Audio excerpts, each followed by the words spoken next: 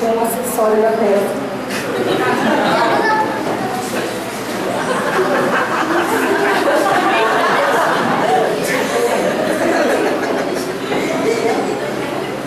Quando eu viajava cansada, meu bicho, o que ele pergunta? Tô brincando.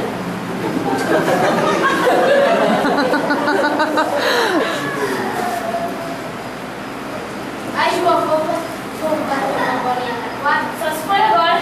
João, agora é a hora. Igor, faz a lição.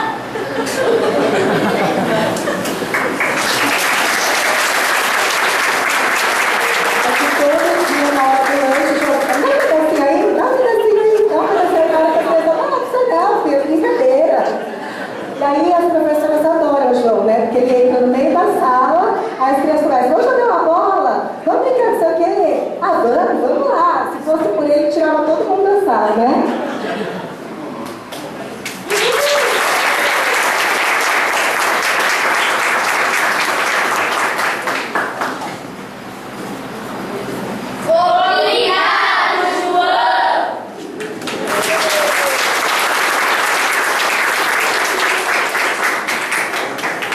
O João já tá suando, né, João? Tá com vontade de chorar, né, João? Agora, gente, os alunos também quiseram fazer uma homenagem para a Pro Roberta. E como ela não sabe, por isso que eu tomei o microfone dela, tá? Lucas, Gabi Moretti e Caio.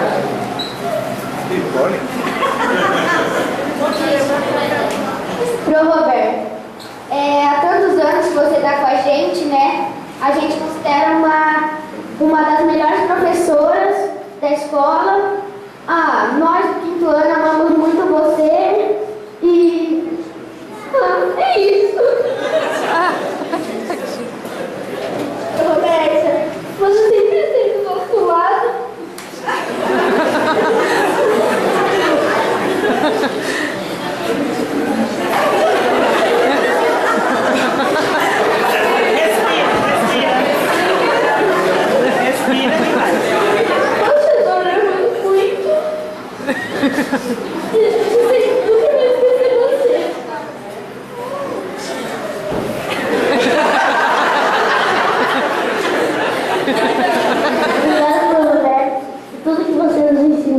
Na aula de filosofia e obrigado por tudo.